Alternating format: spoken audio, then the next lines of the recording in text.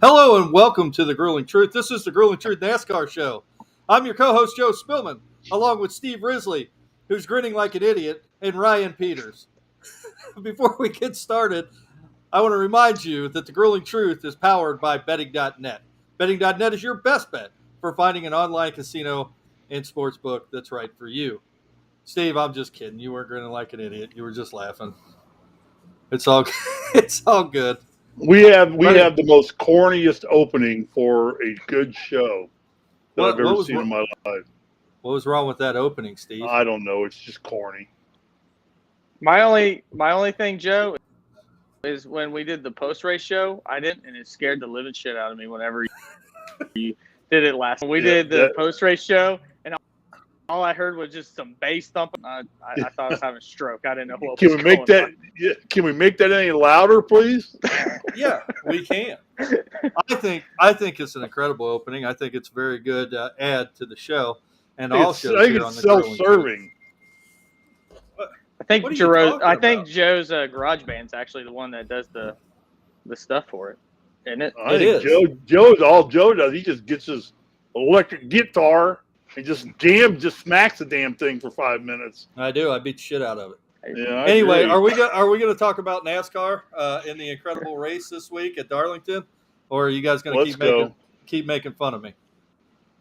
You're the host. Let's get it. Let's get it. So, we did our post-race show where we got out, our initial thoughts on the Darlington race, and we're going to hit on that a little bit more in this show. However, for those watching, if you want to get the full rundown of each race every week, please tune in to watch us for our post-race show. We normally do it at 9 o'clock on Sunday nights, where we dive right into everything that happened in the race. We will recap it here, but what we are going to do first is we're going to get into some auto racing news to run through some of this for the show. Because there is a lot going on in the world of auto racing right now, not just NASCAR. As you guys know, this week, IndyCar heads to Indianapolis for the road course. Getting excited about that. That means the 500's almost here, which I enjoy every year. Ryan, do you have any input on the road course coming up this week in IndyCar, or it's not something you're paying attention to yet? I actually went last year to that. It was my first ever Indy race. Yeah, and if you like 200 miles of follow the leader, then that's the race for you. The best thing about it is you can bring your own alcohol, which you can't do, at our home track used to be Kentucky, Joe. Right. And pacing yourself is key. Yeah, so Ryan, I must confess now that the powers that be have decided that you can no longer, or they will no longer host races at Kentucky Speedway. I did figure out about the third year in that if you just set a $20 bill on top of the ice in your cooler, they stuck the little ruler in and waved you in. So if they ever start racing over there, keep that in your back pocket. I did that, and the guy asked me to meet him in the men's restroom. So I don't know who your guy that checked you. I was like, I'm good. Steve, you got any input on the IndyCar race this week in Indianapolis? Yeah, you got to realize I'm 63 years old, so I'm a traditionalist. I mean, I remember the days when Indy started the first day of practice started the 1st of May. They would already be into the first week of practice right now, and cars going, and it was the month of May, the entire spectacle. And the tradition was, this weekend there would be the first weekend of qualifying, and then the next weekend would be the second weekend of qualifying, and of course the all-prestigious bump day, which was always fun and harrowing. Because back in my day, there were usually 100 to 110 cars that would actually enter into qualifications for the Indy 500. Now you're lucky to actually get 33 cars. Well, they just filled that 33 spot. And that's it. Yeah, and because of these licenses that you can buy and things like that, it's just pretty well limited down now to how it's changed. And so, being the traditionalist, the month of May was all involved in Indianapolis. For ththose of you that don't know, that are younger, and it was a spectacle. It's why it's called the greatest spectacle in racing, because it took the entire month of May and not just 1 or 2 weekends. However, times change, everything changes. You know, the economy softened. IRL and CART went through a big split, which damaged open wheel racing in the United States badly. They finally got everything put back together. It ended up being a war, basically, between Penske and the Hallmans. And in the end, the Hallmans sell the damn track to Penske and say, we take the $350 million and wash our hands out of it. Actually, what they paid for that track, what Penske paid, was a steal. I'm sure he made that money back last year on the Indy 500. But now they've done a nice job. I like the road course race. I think it's better suited for the Indy cars than it is for the NASCARs that go there. And they had some trouble with the track last year. But apparently I'm talking too long, so I think it's a fun event. It's a good weekend. They'll have qualifying, and then they'll have the race. So I'm done telling you guys stories and talking. You all can just live in the fucking present. That's fine, because you don't know what good is. You don't know what good is. You know what you are, Joe? You're the kid who takes the PS5, and when the game's not going your damn way, you hit the reset button and start over. Reset that damn button, Steve. You know, people like me never had reset buttons. I start smacking my kids. What it's called. Okay. Hey, Brandon Murphy. That's what we did. We kicked our dogs or went out and rode our bikes to the trees or something like that. Beat the shit out of the dog. You just turn around. Yeah, and you just turn around and Joe just sits there on his fat ass in his big couch and hits the damn reset button. Go ahead, Kyle Busch. I used to start throwing rocks at the Amish. That's what used to make my feeling. Go ahead. Like, damn. We're supposed to be talking NASCAR anyway. You want to talk IndyCar? Let's do an IndyCar show for the month. We are going to do an IndyCar show next week. God made that decision for us, huh? No, you made that decision, Steve, before we started the show. Well, let's go. Go ahead and talk. I'm done. So we get. Anyway, I'm asking another question. We have. It better be a yes/no question. We got a couple. Yeah, let's let Mike Goodpaster. Let Steve Risley talk. Yeah, Steve Risley is talking. Bring some intelligence and humor to this piece of crap show. Oh my God. Anyway, we got a couple comments here. Let's get to those, Steve. Brandon Murphy says you're welcome for all those beers. Brandon's a very good friend of mine. He actually taught me the $10 bill trick at Kentucky Speedway. Worked out well. Tristan Young apparently thinks that I have a face for radio, and Mike Goodpaster is saying let Steve Risley talk, which we were, Mike. But we are going to do, as you and I discussed, Steve, we are going to do a NASCAR show maybe next week, or an IndyCar show maybe next week. I don't know what's in store for that, so we could talk. Great. Now you sound like Mike Goodpaster. We might do a show, or we might not. Well, that's the Goodpaster theory of how to set up Survive in advance, which was supposed to be a regular show. We might do one, or we might not. Hey, Ryan, before this show started, Steve asked me if I was pissed off, and I said no. I think he was asking the wrong person. I think we know who's. We know who's pissed. Yeah. Anyway, moving on from IndyCar. I heard they canceled Days of Our Lives this week. Hey, be nice though. We got Countryman on. Countryman's a hell of a guy. He listens to us all the way from Jamaica. They got their own radio show going on over there. A very good one. Mike and I have been privileged to be guests on the show over there, their radio show, and we were welcomed with open arms. And Countryman is a good man, and we have a little following over in Jamaica. Awesome. I don't care for Red Stripe, but that's cool. Yeah. How you doing, Countryman?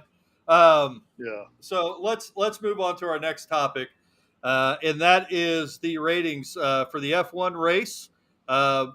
Most notably, the demographic between 18 and 49-year-olds compared to the NASCAR race, and why you guys may believe. Do you think anybody really gives a damn about the demographics? Yes.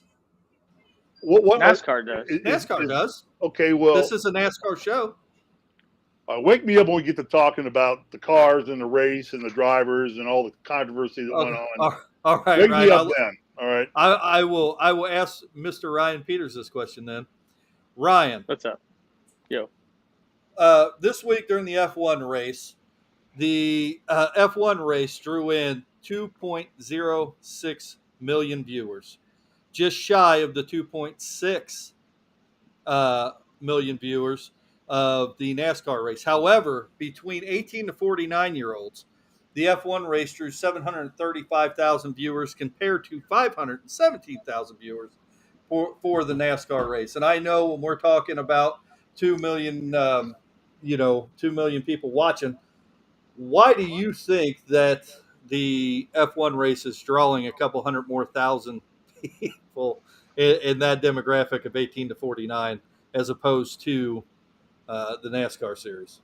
I think there's a few different factors in this. And the reason why NASCAR looks at this is because 18 through 49 is, if you're building a business and you're an entertainment business, that's what's going to carry you and pass it on to the next generation, more than likely your offspring. I watch NASCAR because my dad watched NASCAR. I'm sure you guys watch NASCAR because you had one of your parents watch racing or something of that nature. So you pass down that tradition. My son likes Kyle Busch. Why does he like Kyle Busch? Because I like Kyle Busch. It has nothing else to do with it, and the car M&Ms. But the reason why I think is because NASCAR has not been able to sell more often than not its product to that type of age group, while Formula One's reached it through Drive to Survive on Netflix, which is a huge hit among millennials to Gen Zs.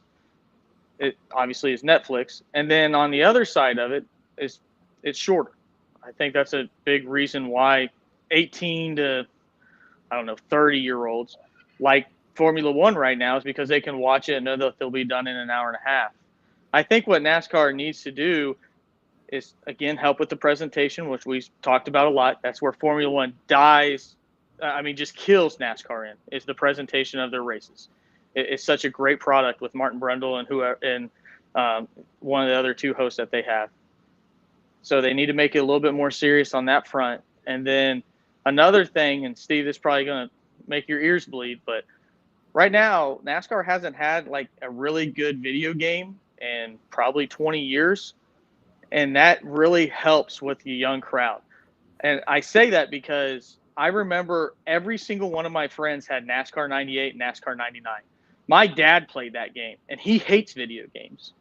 And we used to have a wheel, and, that's another way to bring in that type of population, because if you can experience it virtually, you're going to watch it with your eyes. The same thing with Netflix. If that way, it tunes you into the sport. It's not because the product's better. If you watch that Formula One race and you watch a NASCAR race, there's only one race that actually was really fun to watch, and it wasn't the Formula One race. Right. No, I agree. Steve, do you have any input on that, or is it still a stupid topic? No, it's. I think that what Formula One's strength is, they only go to beautiful venues and race. Every city they're in is a European resort, basically. Come here in 2 weeks, they're going to be in Monaco. The towns, and so that the venue is always much prettier than just going to Darlington or anything like that. The crowd, the age-wise, I do think that the Drive to Survive or Drive to Success, whatever, I've watched that series, and it's entertaining as all get out, because it talks about the drivers away from the cars too, and right. you get a lot of personal feeling about the drivers. You become attached. You become attached to the driver. Probably more people know more about F1 drivers right now than they do about NASCAR drivers. Absolutely. Especially these young guys. Agree. I know about the older drivers. I know about Jeff Gordon and I know about Chase Elliott because I followed his dad. But I don't know anything about the young drivers coming up, the Ross Chastains, the Buschers. I don't know anything about those guys, where they came from or anything. So I think that the marketing part, it's a company called Liberty Marketing or something. They actually bought F1. They're the owners of F1 now. So, and it's supposed to be a large marketing communications company that actually owns F1. So they're doing a great job of marketing it. The product remains crap as long as they have no regulations in the sport in terms of manufacturer guidelines. I mean, basically, as long as you meet the few requirements they have with car in terms of wheelbase, engine output, horsepower, and everything like that, you can do whatever you want to your car, which is kind of like the old Indianapolis Motor Speedway, the old Indy 500. But what you're going to have is Red Bull, Mercedes, and Ferrari, the teams with the greatest resources, continue to dominate that sport. And unfortunately, for those people that watch the F1 races, as you said, Ryan, they tend to be parades. The fun part of the F1 race is the dead stop, and diving absolutely into turn is. one. After turn one, when they get everybody through turn one, it's a parade. Most F1 races are just parades from that point forward. You know, when you make a pit stop in 2.6 seconds, you can't gain or lose spots in the pits. Every team, because they're allowed as many people as they want in over the wall, so to speak, or out of the garage to service the car. So they're not allowed to fuel those cars during the race itself. So they run, as you see them, 2.6 stop. Nobody's going to catch up and make time unless somebody flubs a lug nut. And if you do that, you're going to be in the F1, you're going to be out of a job. They'll just dick you and get somebody else. So it's a good marketing job for F1. And Miami's a great city. It's first time. It's kind of like listening to that first USFL show with Goodpaster and Joe. You know, they had numbers matching our NASCAR show. And then it kind of went to shit from there because people had to go back and listen to those two idiots, and there was nothing to talk about. So at least we have good product to talk about. And there's three idiots here. So, yeah, I agree Joe, with what you said. I want to make another thing, too, which is funny about this, is because it's for 18 to 49-year-olds in the United States are watching it more. What's hilarious, though, and, you know, kind of an oxymoron, if you want to go to the race, general admission's $500 for the Miami Grand Prix. 18-year-olds cannot afford that. I can't afford that. I mean, you know, I've been doing my job for 10 years. I'm not paying $100 to get a spot to stay in to this race. And, you know, I think more people that come in tune with the sport, it is an elitist type atmosphere, an elitist type sport, because you want to get a seat, $1,000. I mean, it costs $400 for general admission to practice, just practice. I mean, AI was bitching about practice. You're talking $400 just to practice. So, not a game. Yeah, not a race, practice. But I mean, there's a huge difference. You know, I went to Atlanta, my driving, my Airbnb, and I went to 2 days worth of race, and I spent $125. And you know, I think once people realize that's 18 to 49-year-olds, and we mentioned you can be committed from afar, but if you want to commit to this from up front and in person, your own eyeballs, you better save up. It's like going to the Super Bowl. Yeah. Well, and the other thing is too is because the venues aren't very big in F1. The few grandstands that they have, they're always packed. So it always makes it look like it's a big event. But when you got a 3.5-mile course, a lot of it curving back through cornfields, woods, or whatever, you know, there's not a lot of place to seat people anyway. So I think the average attendance for an F1 race, I bet, is probably no more than 70, 80,000, if that, for a 3.5-mile course. So I don't know. And they usually it's good. They do collective attendance for the entire. Normally do like you said, Sunday attendance. Yeah, but I know for the $1,000 in Miami it costs to get a seat, you can go to Costco and buy a pretty nice 65-inch flat screen TV and sit on your couch with Joe, you know, like he does, and play video games on one TV and watch the F1 race on the other TV. Damn right. And have his wife make him a meatloaf. Honey, where's the meatloaf? Where's the meatloaf? I want a meatloaf sandwich with mayonnaise on it. What's she doing back there? I never know what she's doing. Anyway, I tend to agree with both. I don't have a lot of input on F1 because I am not an F1 fan. But Ryan, I think, and Steve, you both make valid points, and I think it's a very valid point by just the marketing that the F1 does.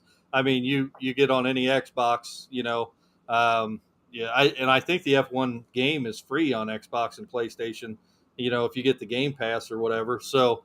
And then the show on Netflix, which I've watched a couple episodes in, but I'm just not an F1 fan, so I haven't been that invested in it. But I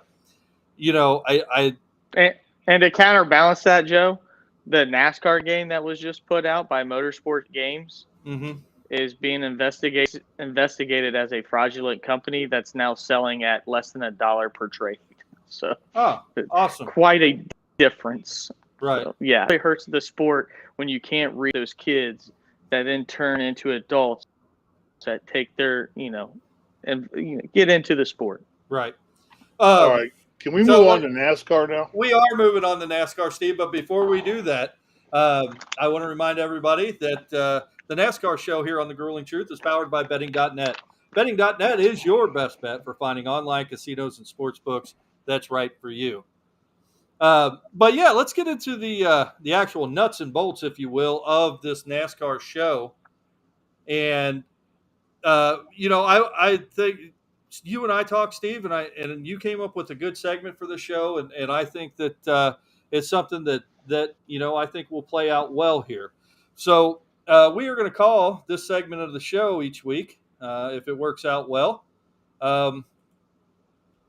Winners, losers, and disasters from Darlington. And obviously each week we will change the race name. But Steve, go ahead and give me your biggest winner from the Darlington race this week.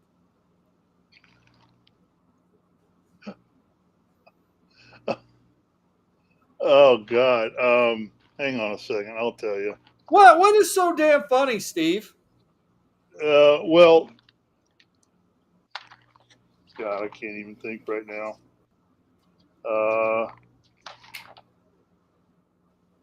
Who won the damn race? Are you kidding me? Joey Logano, Steve. Logano. Okay, he's the biggest winner. That was easy. What the? No, that's not how we're going to play that. Obviously, he won the race. Jesus Christ. The intention wasn't to do it right now in the sport right now after the Darlington race. Who are the biggest winners, losers, and disasters?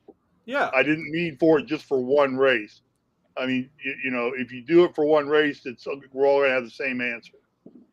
If you don't say Logano was the biggest winner, then you are an idiot, as Goodpasser says. Steve, just give me who's the biggest winner in NASCAR after the Darlington race. Here, I'll fix that for you. Thank you.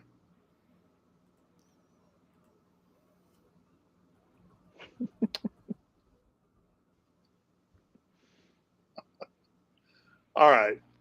Biggest winner so far this year coming after this race, in my opinion, continues to be Chase Elliott.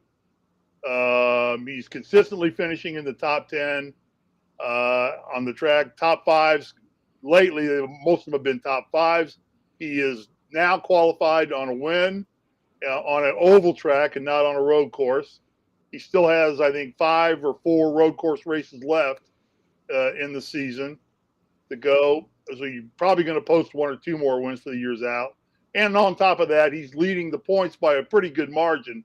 I think it's 55 points. So if I'd say right now, who's the winner after Darlington right now, I would say it'd be Chase Elliott right now. His car's staying out of trouble. He's not getting caught up in the wrecks, keeping his engine together, and that would be my winner right now. Yeah. Ryan? Well, since his winners in plural, and I it probably meant for the 3 of us, so we have 3 winners, but I'm going to make mine plural by your definition of winner. So that's fine. I'm going to say William Byron and Ross Chastain, because so far this season they have shown that no matter what the track is, they're there to compete. Ross Chastain pushed it a little bit too hard, ended up wrecking himself, but at the end of the day, he still had speed to compete. He was running top 3 most of the race. William Byron, we're seeing a level up from him, if you will. No matter what track it is, he's there to compete. He won the new super speedway at Atlanta, and now he's showing that he can be there at the end of these races and be a consistent driver for Hendrick. So my two winners are Ross Chastain and William Byron. They're the only multiple winners, and it's not just the fact that they've won twice. Now you're starting to see them compete on an every Sunday basis. I think that's a very good assessment. My biggest winner after this week is going to be Kevin Harvick. I think we were kind of getting into a lull here where Kevin Harvick seemed to becoming kind of irrelevant in NASCAR. He started reminding me a lot of Jimmy Johnson on his way, but he's showing better now. He is, and I think that a top 5 finish where he came from the back really shows that he could still be a relevant competitive driver in the sport. So I come away from this race with Kevin Harvick being my biggest winner of the week. And of course, we could debate all day long on different drivers, but let's move on to Steve. Who's the biggest loser coming out of this week? Well, my biggest loser up to this week so far, I'd say is JGR, Joe Gibbs Racing. I think that they really, they've got a couple wins on the board now, but really Kyle Busch's, I'm sorry, Ryan, it was a back-end win. He backed into that win, but it's a win. I mean, and any way you can get him in NASCAR is a good win. But other than Hamlin, who really has finished consistently in the 20s, other than winning the Richmond race, which is his home track, I believe. It's about where he's from, isn't he? Right in that area. He's from Virginia, so you could include it. Yeah, he's from Virginia. But... So, and then Busch backs into the dirt at Bristol. The other cars haven't shown much at all yet. Truex really is struggling across the board, and Christopher Bell's the other driver of them, isn't he? Yeah. Yeah. He's you don't hear his name mentioned as much as we should by now. And I may be on the radio, I maybe even heard some grumblings that he may be, in a position where if he doesn't start picking up a little bit, they may look to replace him. No official word on that yet. Nothing, just kind of grumblings. And that's coming from people that are calling in into Dave Moody's show and things like that. So my loser right now is going to be JGR Racing. The team itself is just not performing where we expect that team to do because of the caliber of drivers they have in their squad. Yeah. Ryan? No, first I would say I'd agree with that assessment completely. Kyle Busch's win, absolutely, he backed into it. I'm glad as a Kyle Busch been the one that's shown speed every single race, or most races. I wouldn't say every single race, but he's been with the previous 2 COVID years. So, yeah, I agree. I think that's a great point. And, they don't have the wins right now. And the one win, and to my loser, is Denny Hamlin.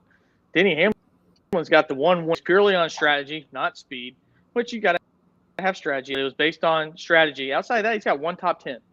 Denny Hamlin should not be having 1 top 10 in JGR Racing. He's a lot better driver than that. His pit crew sucks. They put him in positions where they're struggling. You brought us a thing, Steve, in group chat showing teams that have lost a wheel this year. Well, what I gathered out of that, it's a lot of low level, and then Denny Hamlin. Outside of Kurt Busch, that's a new team. So, I thought the same thing. But Denny Hamlin's crew sucks right now. Yeah, Kurt and a lot of things could be said about. Yeah, Ryan Blaney is the same way. I think there's a lot of things going on, but Ryan Blaney showed more speed than Denny Hamlin. Denny, thankful that he's got that win, but the way now he is showing zero speed, 0 consistency, and it starts from the driver all the way to the tire carrier. Right. Well, for what it's worth, I agree with both of you, and I think those are both great assessments. And, I'm going to jump on that train as well. And my biggest loser for this week is Martin Truex Jr. And the reason why is 2 weeks in a row, now we've seen him drive a little bit too aggressive and put himself out of a potential win or a great finish. So I don't know what he does to fix that moving forward. If he just needs to settle down and understand that there's you push it to the limit every race, you're going to wreck out every race, and you're not going to compete with a good finish. So he's my biggest loser of the week. So let's move on to disasters. Who or what was an absolute disaster for you moving forward this week, Steve? My disaster right now is 2311 Racing. I feel like they've taken 2 or 3 steps backwards from last season. We've even questioned on our show, this show here alone, to whether really Bubba Wallace is really overly, rightfully qualified to even be driving in the Cup Series right now. He's turning into a little bit of a Danica Patrick. I'm sure that for that team, he's a cash cow right now. But his driving skills, he can't get out of the wrecks. I don't know if he's causing them. I don't think he caused the big one this time because it looked like he got rear-ended when he was trying to break down. But he's involved heavily in every wreck to the point to where he made contact with the 45 car and took out Kurt Busch. And Kurt Busch really has been a no-show most of this season as well. And from what considering they're running JGR equipment for all that purposes, because I think they're in a satellite team to JGR to some degree. Neither driver is performing. Now, I expected somewhere along the line that Kurt Busch would do what he normally does, is pop up out of nowhere somewhere and pull out a win.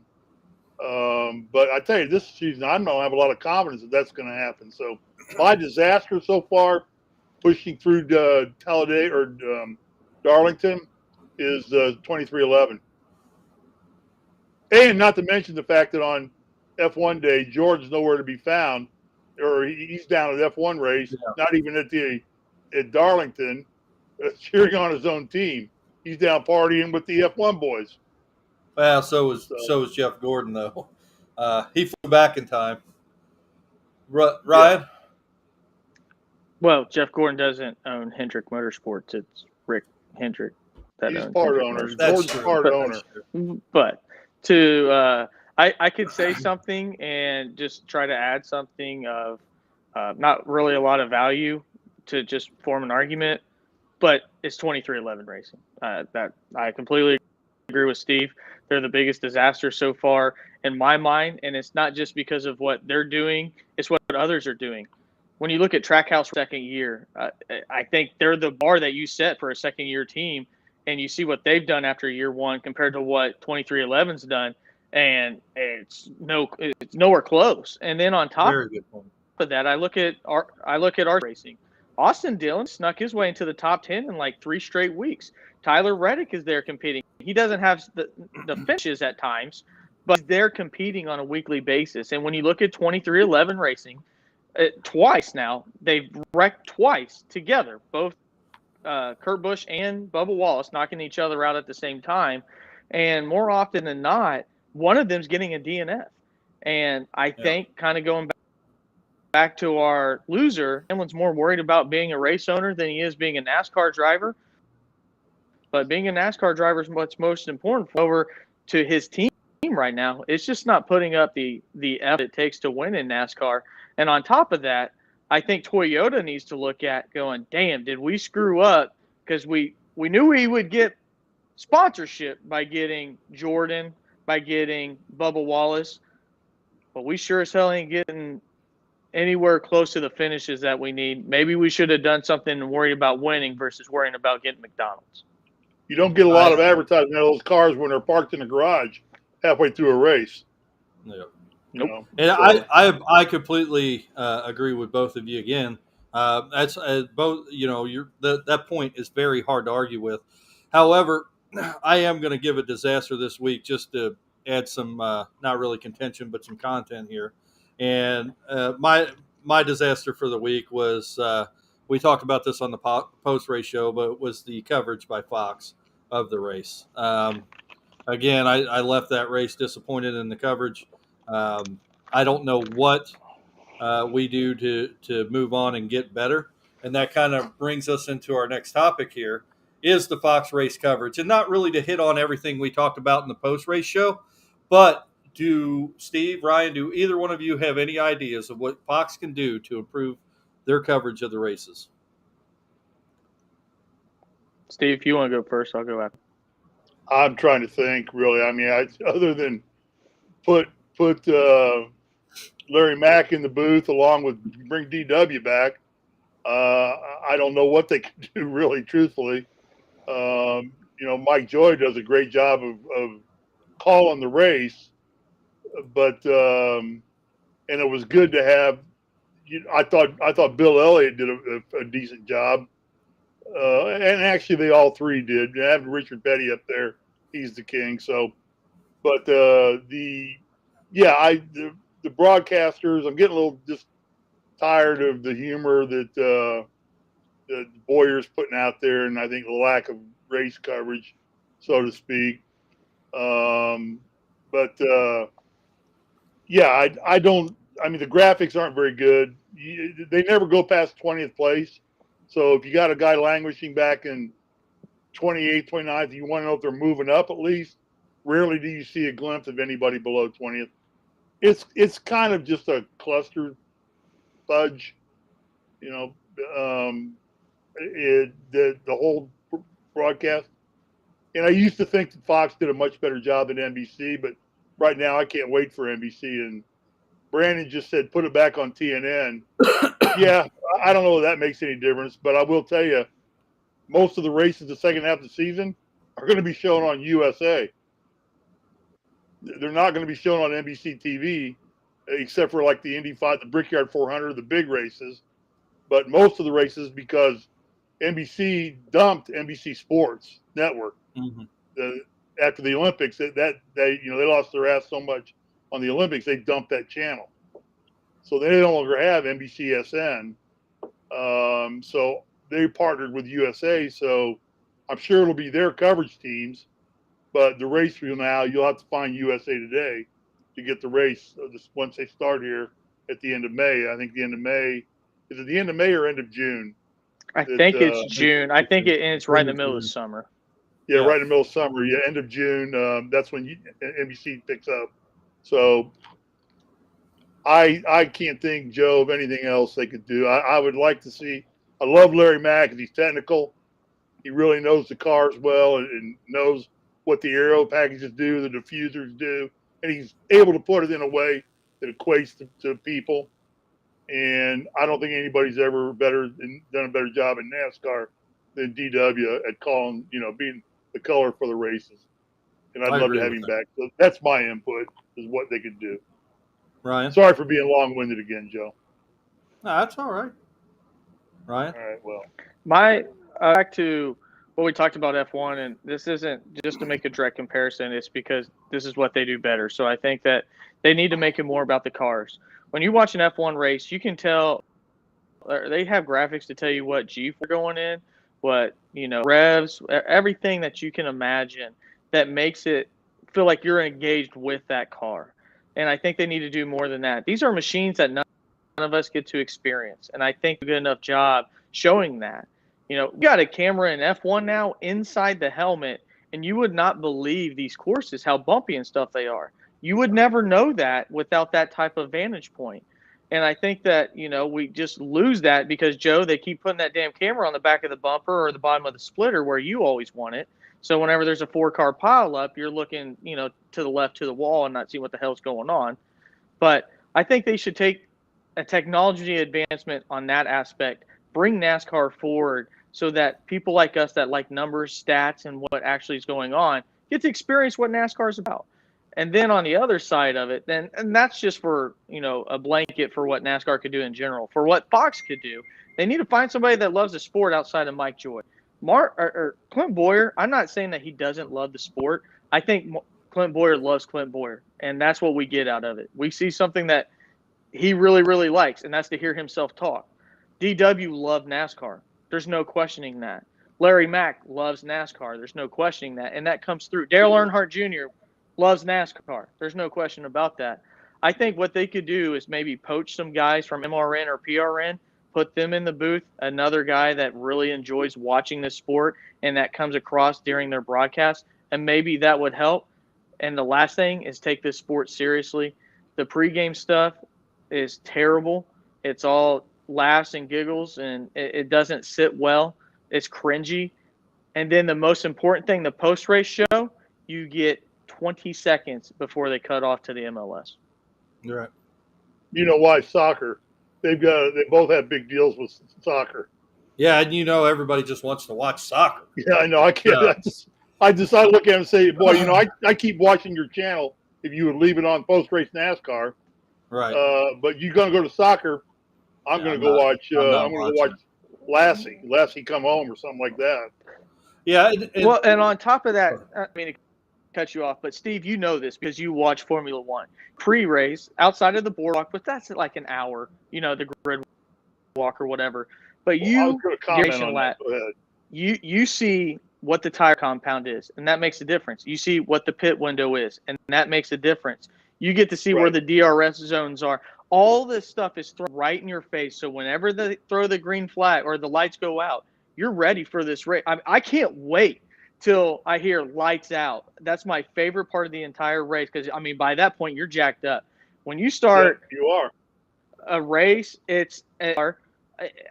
all the stupid shit's going on. Michael Waltrip's dumping a cake near Denny Hamlin's car. I'm like, good God, what else is on real quick? I might be watching Lassie to get pumped up. Maybe they do find Timmy in the well. I don't know. Yeah. Well, I was going to comment. Joe, you want to go ahead and say what you want to say, and then I got a comment about. No, go ahead, because I was just going to say I agree, and I don't know what I could add to my thought on making the race better, or the coverage better. You brought up a good point, Ryan, when you talked about the pre-race. I actually like – I don't know if either of you saw the grid walk in Miami for F1. Mm-hmm. Or Martin Brundle. Nobody would talk to him. Nobody ever talks to him, but it's funny. Nobody does. He goes down there. He thought some guy was Steph Curry or something like that. Patrick and the guy, he didn't even know who he was. And the guy says, I'm not really a celebrity. He just was a tall guy. And Brundle thought he was some NBA star. I think talking to him. And then all the teams, I think that if they're going to do the grid walk, NASCAR and F1 should say, look, Fox and BBC are footing the bill for this race by what they're paying for the coverage, the rights to broadcast it. You guys need to be accessible to them pre-race. All right? Somebody from your team or drivers, no F1 driver will talk to them. They're scared to death. Brundle's scared to go up to any F1 driver. He won't, he finds the guy on the last row who you can't even pronounce his name. But you never see him talk to Hamilton or Schumacher or any of those guys. Never. No, he goes straight to Kevin Magnussen. Yeah, Kevin Magnussen and whoever, and Schumacher back there in the last row. And he never makes his way up front. So I think that's awful. BBC needs to kind of deal with that with F1 owners that if you're going to do the grid walk, let these guys do it. And Mikey should have better questions prepared, because he can get access to the drivers.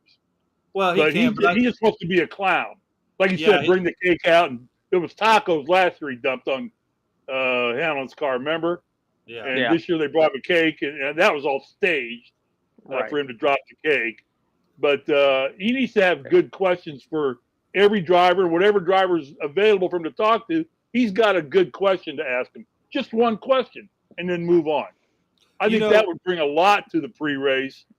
Because the grid walk's a cool opportunity to get their thoughts just before they're getting in the car. Who actually does a good job down on the track each week that I've been kind of impressed with is Regan Smith. He does Race Hub as well, and I think he does a good job. But I agree. The grid walk with Michael Waltrip could be good. It could be good. It could be, but it's become a bad comedy skit, much like Boyer's. It's painful to watch. So I feel bad for Martin Brundle. F1 was just painful because Brundle just gets shunned by everybody, and this guy's an F1 driver. He's got wins in F1. Right. Yep. And does he have a championship? Did Brundle win a championship? I can't remember. I think I believe he does have. I believe he's a world one. champion at some point. Yeah. And these other people just ignore him like there's like he's a bad cold with COVID. Right. I mean, they don't get near him, and I'm thinking that's not right. So that would be a big thing that would fix the pre-race. I loved your comment, Ryan, about the helmet, the camera in the helmet. Man, that gives you the sensation of what these drivers do. And Mike Goodpaster always says all the race car drivers aren't athletes. He watches that for 90 minutes. He's full of shit. These guys take a beating. They're pulling 4, 5, 6 G's in these cars.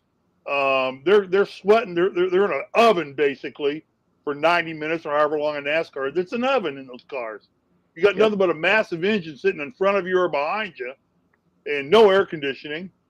They're great athletes. These drivers are, to be able to do that. But that camera in the helmet, and let me just use a Risley as an analogy. This was something I picked up a long time ago.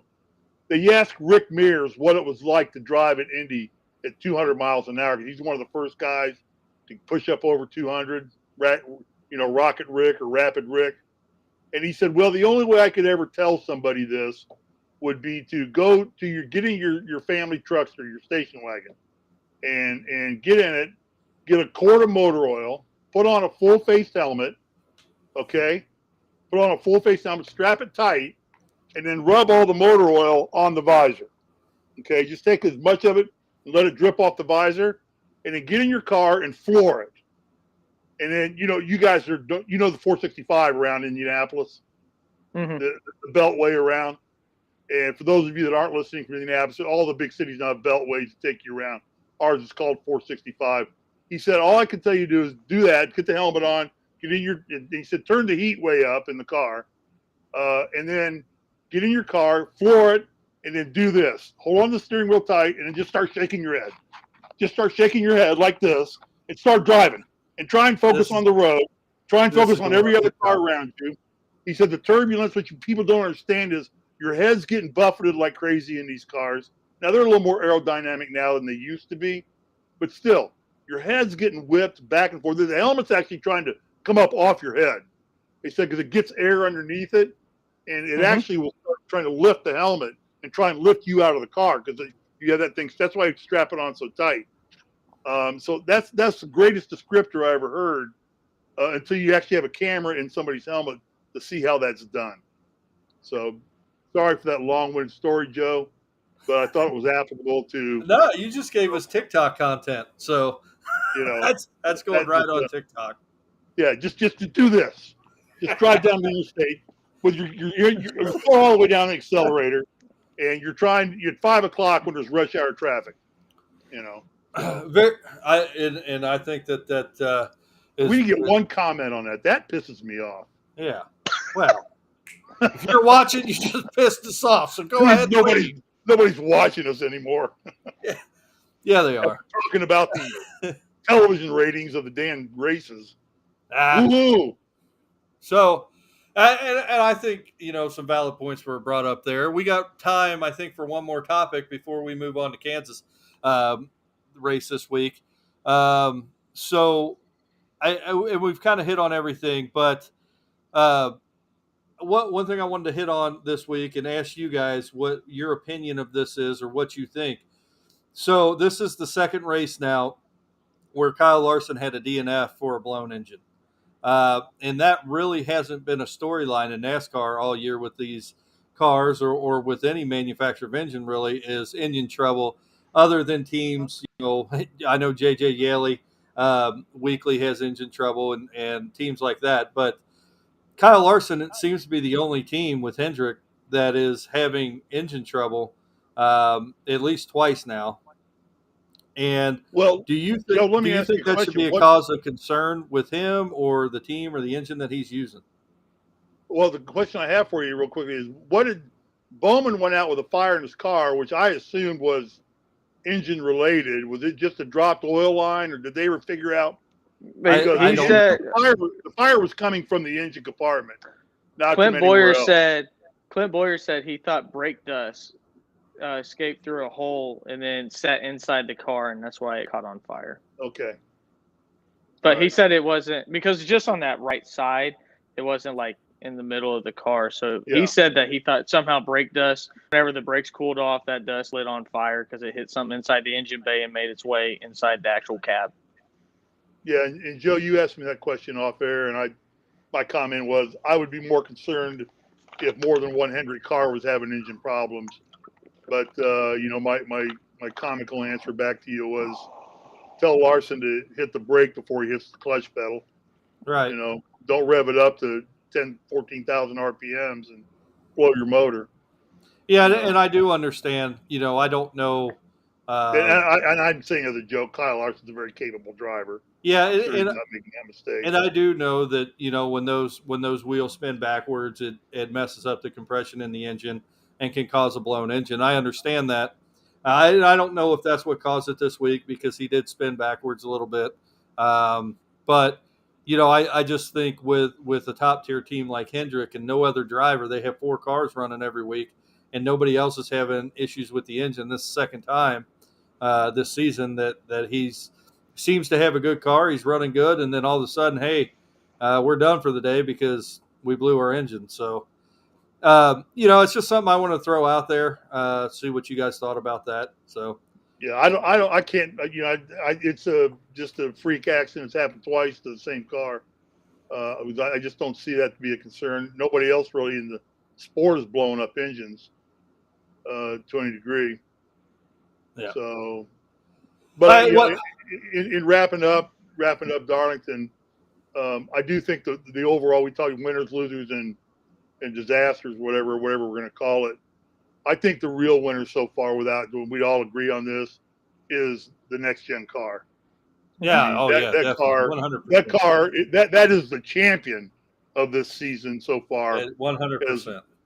And I think that's why you're seeing a lot of young winners out there now, because historically the older drivers have seat time on these tracks more. They know the bumps and grinds of the track. They have pages and pages and pages of notes, computer data analysis. The new kids don't have that all collected yet.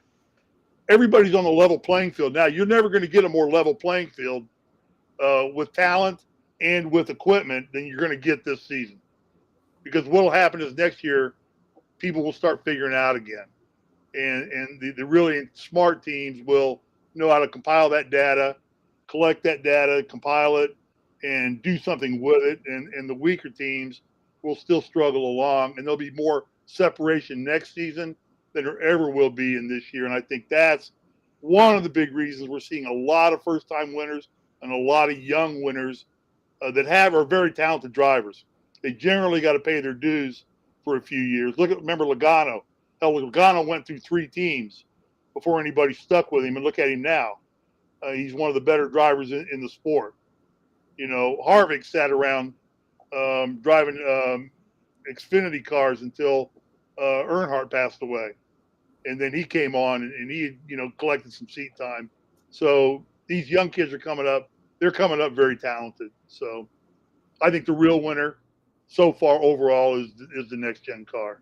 Anybody dispute that? No, I don't think. I think that is very true. There's nothing you can dispute that with.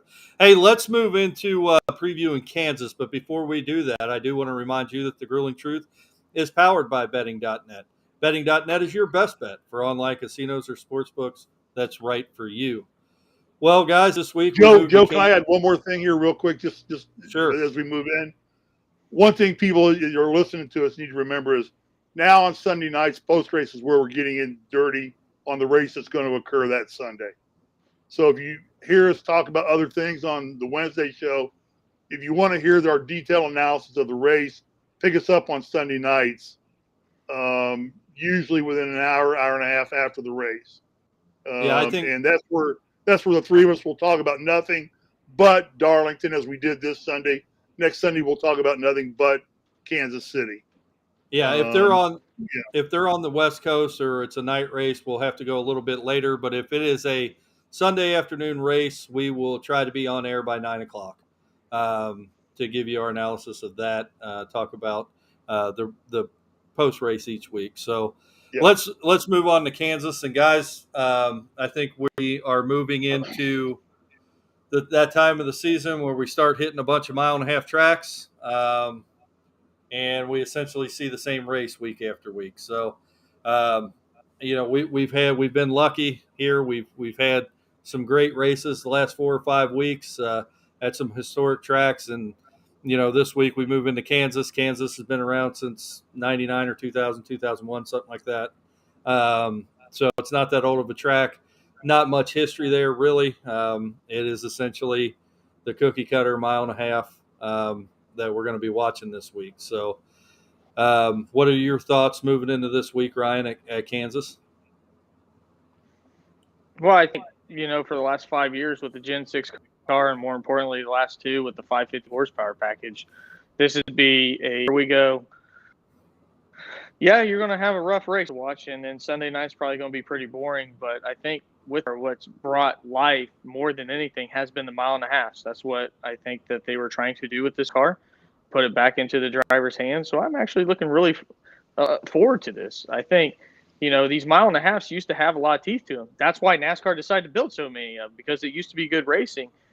They just effed up how they were trying to implement it with the Gen 6 and then, more importantly, with the 550 horsepower package. So as long as you have off-throttle time, which you'll hear me say 1,000 times because it changes the sport whenever drivers have to find rhythms and stuff of that nature and also take care of their tires.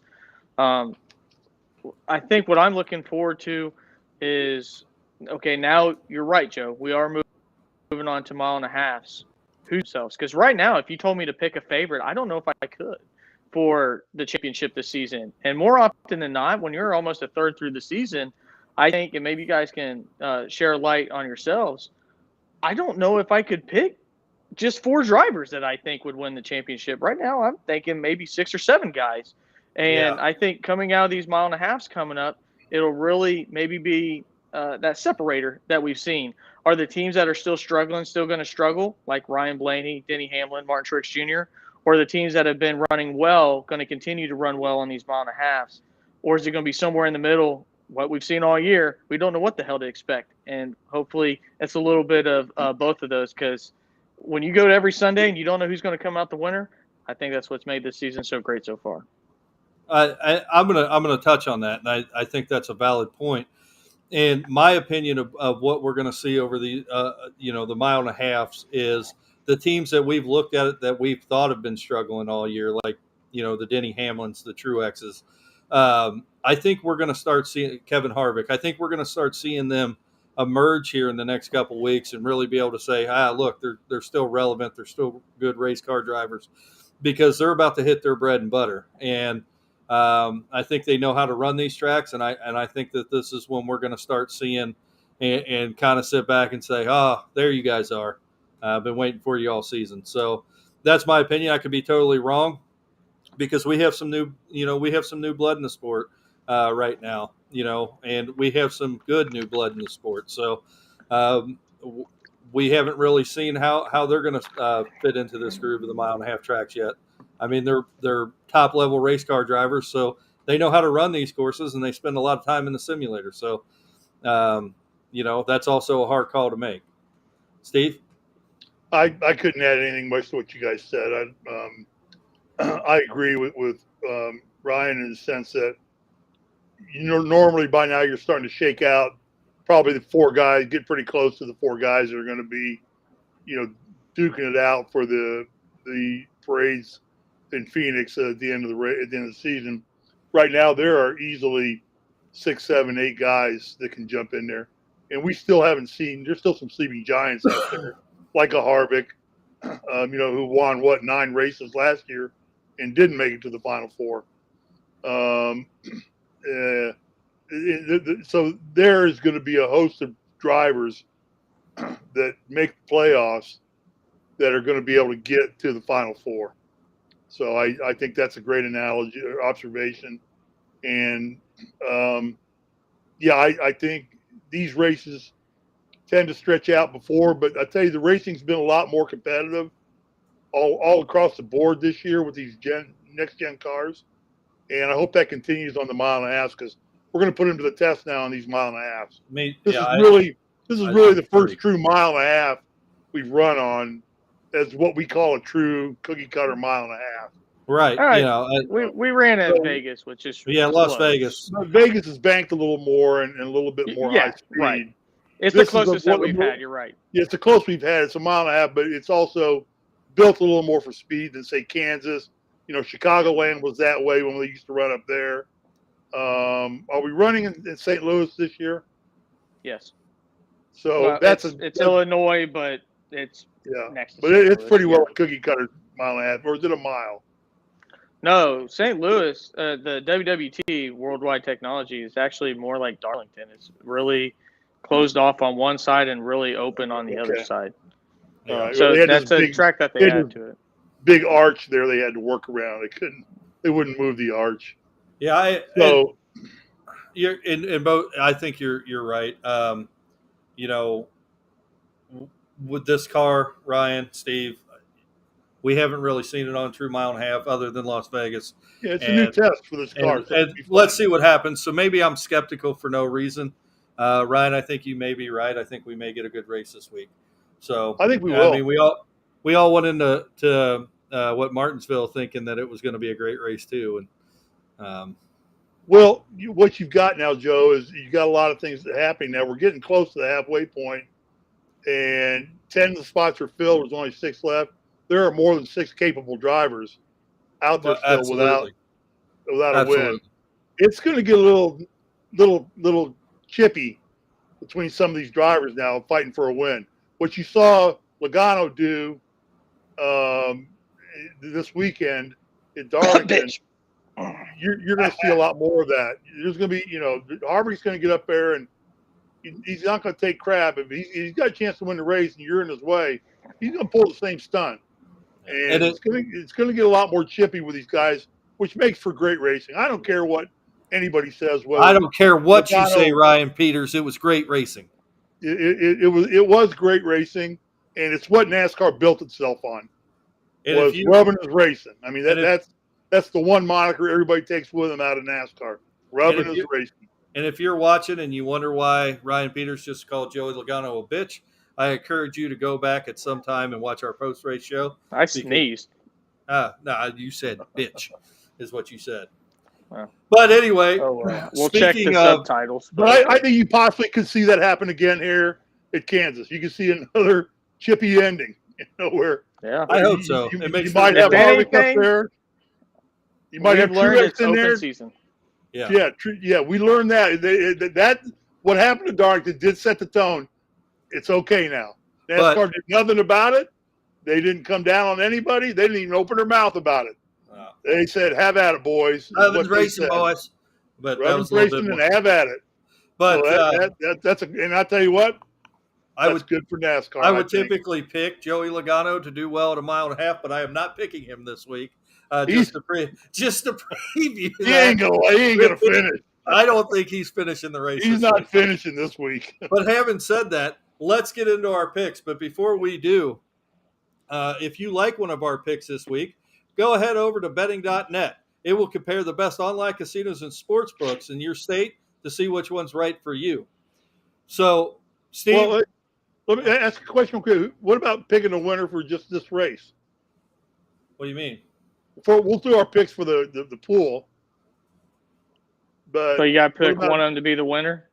No, just who do you think is going to win this race? The first time we go to the mile and a half, who's impressed you and what, and handle this car the best to think is going to get this race here in the first really new test for this car? Well, Steve, we just spent 45 minutes essentially discussing that there's about 8 or 9 drivers that are driving. Well, pick one. I'm not. No. No. Man. I'm taking my computer and leaving. What? Yeah. I'm going home. I'm taking my computer.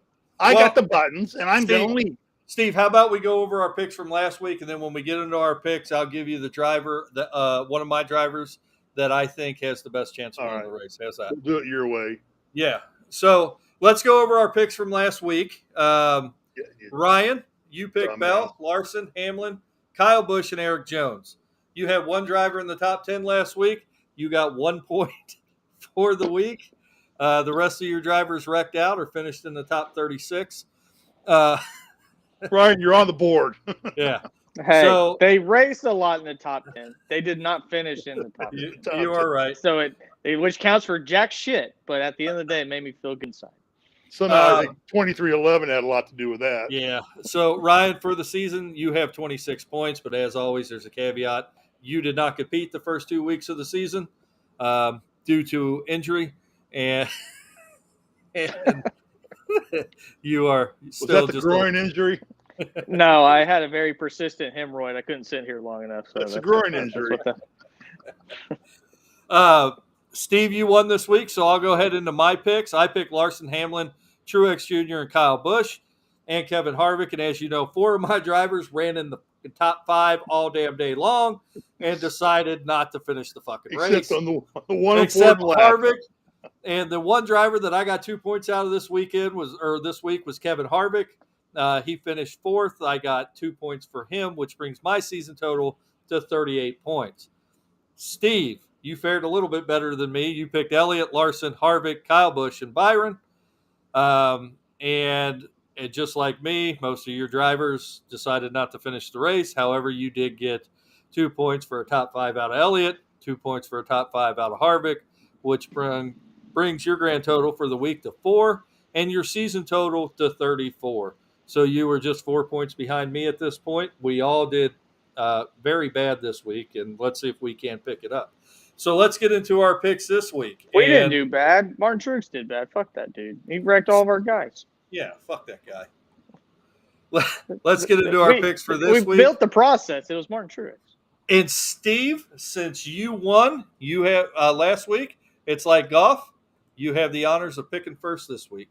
Very good. Guess I know where I'm going. I think that my first 2 picks are going to be the Hendrick boys, Elliott and Larson. Both have won on this track and performed well. Larson's the defending champion of this race, although it be at the fall race, but still he's the last person to win. It's a new car, granted, but I think Larson rights his ship and competes for a win, if not gets a win this week.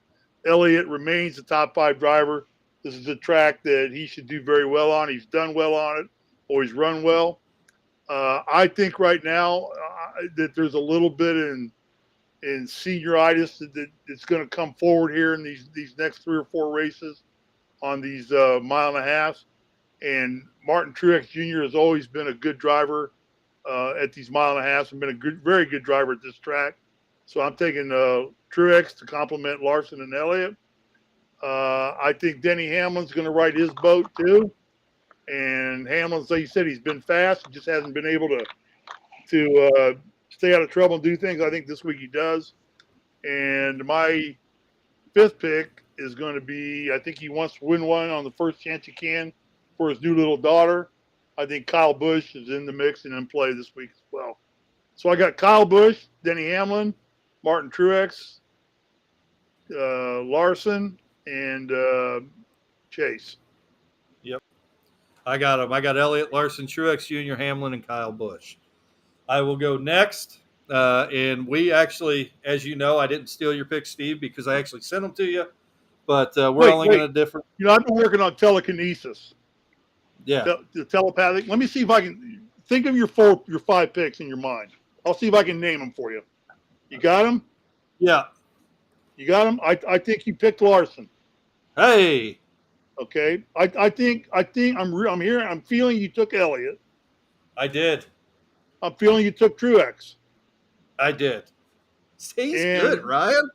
And I'm seeing 2 sticks go straight up and down. I'm thinking that must be numerically must be an 11. So it means you probably took Hamlin. Oh shit! All right, and now I've named for sure the 4 drivers that you did. So the number 4 is popping into my brain. So that must mean you want Harvick. That's unbelievable, incredible. This now, work. Would you like to explain why I picked Harvick, Hamlin, and Truex Jr., or do you want me to do that? For the same reasons I said, you think the veterans are going to do well. They're going to make a comeback, and these tracks are pretty well. You need they're hard tracks to win on. I don't even know why I'm here, Steve. So, well, we don't either. Ryan and I don't know why you're here either. We can't answer that question for you ourselves. Right, well, Ryan? fuck me. Ryan, give me your damn picks. So, Steve, I would just warn you that Miss Cleo died in jail. So I don't know if I would go this route as your next profession. So just as long as Joe's not handing over money, I think just trying to stick with this other than my mind reading days are over and done with. There you go. Because as soon as that 1099 came in, she was gone. But, exactly. So I picked. I'm going to do something I always tell myself I'm not going to do, but I'm going to do it for exactly what Steve said and something I can relate to. Kyle Busch just had a baby on Monday. I had my third child last Wednesday, and I know what that pressure and that stress is like when that baby finally comes. I mean, you think about it nonstop. And Sure. I think now with that off his chest and knowing that he can't, neither him or his wife could have controlled when the baby was going in. It's not like Samantha's there saying, yeah, I'm feeling this or something of that nature, just everything surrounding it. I think with that monkey off his back in terms of just stress, anxiety, I think he goes out with a clear head, competes, and does well. So whenever he wrecks, I'll send it to the group text and start cussing. My next driver. Before you go next driver, something that we haven't done on the show was tell you congratulations for the new addition to your family. Yeah, congratulations. So, thank you. So if you guys didn't know, about a week and a half ago, we pushed back our show time. We actually recorded a show today before we went live because Ryan was having a baby the next day. Well, Ryan's wife was having a baby the next day, and he knew it. So that day, yeah. That day. On Wednesday, yeah. So, the day the show would have been, yeah. Congratulations, Ryan, here on the show. I know we all told you that already, but congratulations on the new addition. Ryan, I got one question for you. How long before you think you can replace Joe on the show? I don't think I should answer that. I don't have a lot of pull in that. Okay, well, talk to your wife about it and see if we can't just be here maybe in a couple of weeks. Or maybe let's make the change. When Fox leaves and NBC picks it up, let's just boot Joe and put her on with us. Let me put it this way. If he sits there in a car seat and just drools, it'd probably be more entertainment value than we get out of Joe. Let me put it this way, Steve. If Joe and Mike are as close to the butt as you say that they are, it's going to be really hard to replace Joe. Yeah, they are butt brothers now. They definitely are. Guys, Jesus Christ! I call up Mike this morning to pitch a show to him, and he's like, "Yo, let's go off the phone with Joe." And then I called Joe to tell him about the good, bad, and ugly. He's like, "Yeah, I just got off the phone with Mike." I'm like, "Okay, the butt brothers are back at it again." I mean, Look, that doesn't make sense. That doesn't make fucking sense that Mike just told you I was on the phone with him, and then you called me, and I just told you that I was on the phone with Mike. That doesn't make sense at all, does it, Steve? It was the glowing in your voice is what made it weird. Yeah, it was the way you go, yeah, I just got off the phone with Joey. I just got off the phone with Mikey. I can guarantee you. I can guarantee you what happened. You called Mike. Mike called me a dumbass when you talked to him. He did call you a dumbass, but that's okay. That happened. Everybody calls you a dumbass. When you called me, I told you Mike was a dumbass, and we both talked shit about each other to you. And now you hold the key, Steve. You hold the key to that relationship. I called the sheriff's department down there the other day looking for you, and they said, we don't know where that dumbass is. The secretary did. Jesus, Steve. Give me your picks, Ryan. I forgot them. Seriously? No. So my first was Kyle Busch, and then I'm going to go to – you guys pick the other Hendrick guys. I'm going to go with the killer bees at the Hendrick, Bowman and Byron. Bowman ran really well at Las Vegas, like we talked about last, the one I backed into a win. So I'm going to go ahead and pick Bowman. He's been consistent. Byron, he's been running really well, so I got those two. I'm going to go with the guy that I picked to win because I always pick typically outside chance guys, and I think Tyler Reddick gets his first win. He's run too well this year not to get a win yet. So I'm going to go with Tyler Reddick. And then my last one, I've been struggling with this because my instinct is to go Martin Truex Jr. It really is. But at the same time, I just can't do it. And I can't do it with Denny Hamlin because they haven't been running well enough. So I'm going to go – he's got to do this. I'm going to go Ryan Blaney. He's got to do well. He's not done well at all. Back to the wall, yeah. And he has to dial it – Penske has to dial it in with their whole team. Right now, they're kind of all over the place. Joey's running a little bit better, but even so, they need to get – for what they're perceived as, they have not run that well. So I'm going to go with Ryan Blaney. Now, Ryan, I think those are good picks, but I will say with Truex Jr., he has run extremely well. He just gets too aggressive at the end of the race when he's in 6th or 7th position, and instead of running the race the way he'd been running it for 198 laps, he decides to go, I got to get up front, and he pushes too hard and wrecks out the whole damn field. So, well, and the funny thing is he's been having this rivalry with Ross Chastain, and you would have thought Ross Chastain was the 40-year-old driver, and Martin Truex Jr. was the dude in his 2nd or 3rd year in NASCAR, right. and driving like a rookie right now, and it's not been the case. Whatever Ross has done, I don't know if Martin Truex was like pelted with watermelons as a kid or something like that, but it's gotten to him, and it's been unusual. Yeah. A great observation. The only thing I say about Hamlin and Truex, they're both great drivers, and they both are in good equipment, great equipment. Yeah. And I don't want to miss the boat when it launches with one of those two, because you could easily see either one of those two drivers and Kyle Busch get a win like this and then just start winning.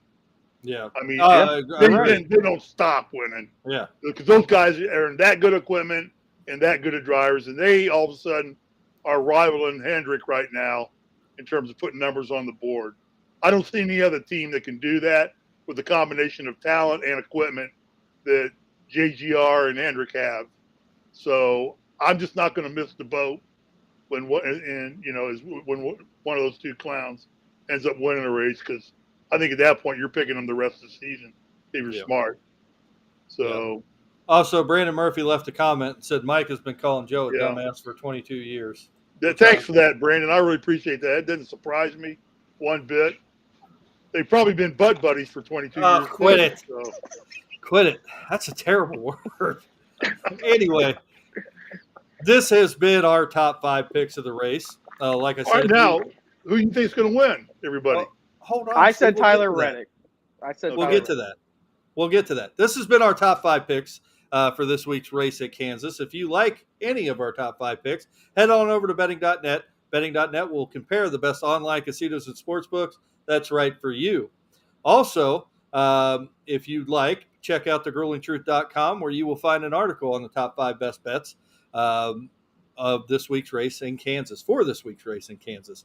So, Steve, I'm going to give you the honors of picking the driver you think is going to win the race. Caveat to this, you get the first pick. None of us can pick that pick. No, that's not fair. I mean, go ahead. I'm going to go. I'm going to, as much as I'm a 9-car fan, I think he's going to run well again, being a top 5 finish, but I'm going to give it to Martin Truex this week. I think Truex busts out of the bubble and picks up a win. He's been great at this track. He just dominates on this track when he's got things going right. I think the stars are going to align for Martin Truex this weekend. I think you might be right. Ryan, are you going to go with Tyler Reddick, or you want to change that? I went with Tyler Reddick, and I'll go ahead and give a dark horse. If you want to make a guy with probably that's got high odds, a guy that used to do really, really well at mile and a half, and a guy that I don't really care for is Brad Keselowski. If you want to throw a couple bucks on him and maybe the stars align and, somebody else in the front wrecks half the field, Brad Keselowski used to make a hay at the mile and a half. And, that'd be somebody that might find their way into victory lane and somebody that could really use it for Roush Fenway racing. Yeah, well, if we're doing dark horse along with our winners. Yeah, go ahead, Steve. My dark horse would be any one of the 400 cars, depending on what That's not a dark horse. Well, okay, my dark horse is going to be Kyle Larson.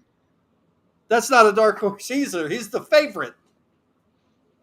Oh, Oh, I see what you're saying. Yeah.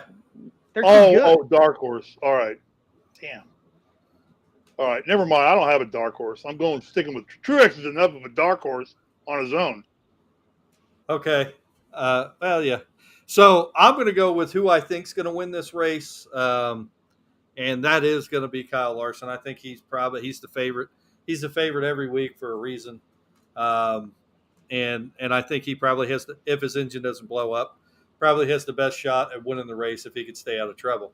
Now, the dark horse driver that I will give you that I believe if you want to throw a few bucks on, that's going to have really high odds. He's probably at a plus 1,800, even maybe a plus 2,000 right now.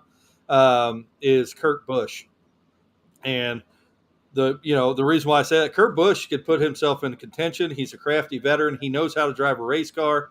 Week after week, we see Kurt Busch running in the top 10, getting in the top 5. I mean, his car doesn't stay healthy most of the time, so he doesn't end up finishing well. But don't be surprised if you see one of the Kurt Busch type drivers winning this race Sunday. So, Joe, that was going to be my 5th before we went on air.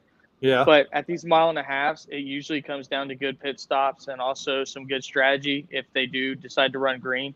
And that's why I couldn't pick him. Yeah. His pit crew is absolute dog crap. Terrible. Everybody on that team is that's why. He goes in and loses 5 spots every single time he goes into the pits. So Hamlin has the same problem. But it's true. Can I make one disclaimer here? Sure. If anybody listening to us is dumb enough to pick any one of the people we recommend when you go to betting.net, you're idiots. That's not true, Steve. Don't go to anybody we pick, because when you figure we get 1, 2, and 4 points for this pool of picking out of 10 possible drivers, 30 possible drivers, and we can muster up no more than 9, 7 points. Well, but don't go with who we pick. Go to betting.net and find the best source of online betting. I should have not allowed this. I should have dropped the gavel and just go there and listen to who they tell you, because their people are paid professionals. That's not true, so Steve. We actually do a really good job with our top 5 every week, and consistently auto racing. It's not like F1. I mean, F1, if you drive a Red Bull or Ferrari, your odds to win the race are like minus 750. You gotta spend $750 to even make $100. Everybody in a NASCAR race is essentially an underdog, because to win, they are at plus odds. Kyle Larson's at plus 700 this week, Steve. For a $100 bet, you win $600. The payout's going to be $700 on him. So every week, if you can consistently pick a driver in the top 3, top 5, and multiple drivers as we do, we actually do a very good job. I am money ahead. I bet on my drivers every week, and I am money ahead. I get all giddy when one of our drivers, like Elliott a couple weeks ago, did win, and they don't finish in the top 3 or top 5. But consistently, you could bet on these drivers to finish in the finish first, which is if the favorite's usually around plus 700, which is usually Larson. But even to finish in the top 5, usually drivers are usually plus 250. You're going to double up. Yeah, to even finish in the top 5. So if you take Kyle Larson, or let's say Kurt Busch, who's probably plus 1,800 right now. I'm not sure where he's at, but that's usually around where he's at to win the race. Kurt Busch, and you bet $10 on that, and then you bet $10 on him to finish in the top 3, and $10 on him to finish in the top 5. You're going to have a hell of a payoff on a $30 bet. So that's not necessarily true what you said, Steve. We actually give good quality picks that we do really well with. So I'm going to disagree with you on that. I stand corrected. Thanks for correcting me, Ryan. So anyway, like I said, if you do like our picks. He's plus 4,500. Plus 4,500. There you go. Kurt Busch. That'd be a hell of a payday. He's plus 4,500 right now. I didn't even look. I haven't looked at the odds yet. I usually write my article on Wednesday or Thursday night. I used to do it after they qualified, but as you know, qualification normally doesn't matter. It can, but it doesn't really. Anyway, does anybody have any final thoughts or takeaways that they want to get in before we wrap the show up here? No, I'll go ahead. Yeah, I'll go ahead. He's just shaking his head. Steve's looking at bed.net to place that $4,500 odds bet's what he's doing. He's right over now. there going. He's I over know there that's going. what he's doing. I do not gamble. He's I over there going, apologize to shit. betting.net. I just do not gamble. Steve went to eBay and it said IU NIT champion ring. Right now, he's going to use those. What he gets off eBay, put it straight on betting.net on Kurt Busch, and then we'll Steve's see a buying nasty second worded house in letter. Malibu. Exactly. I I think go into this week, if you haven't watched NASCAR this week, go into this week, find a driver that, watch practice. You don't have to watch the whole thing. It's like 10, 15 minutes. That's all I give anymore. And, make your odds better by doing that. If you're going to bet on NASCAR, watch practice. That's the greatest tell to tell you who's going to have a pretty solid week. Then go to qualifying, see if that translates. And then, to me, that's the greatest way to make it a good NASCAR bet. We do this, Steve. We handicap ourselves so much because those are such great tells that most people get to do and we don't. We have no idea going in before these cars ever get off a roller, who's actually shows speed. So, I think doing this, just completely doing dart throws based on history and based on what's going on right now, I think it's fun. I think it's a blast. And, I find myself not just rooting for my picks. I root for your guys' picks too because I want them to do well. Except I know Chase Elliott's going to be one of the picks every week. So I'm like, well. Yeah, fuck that guy. No, I like watching him. I'll root for him before giggles. Well, guys, it's been a great show. We will be back. 9 o'clock work for everybody this Sunday. 9 o'clock p.m. on Sunday for our post-race show after the Kansas race. We'll be right back here on the Grueling Truth. Thanks for tuning in. Before I leave you, I do want to remind you that the Grueling Truth is powered by betting.net. Betting.net is your best bet for finding online casinos and sportsbooks. That's right for you. Steve, Ryan, have a great night.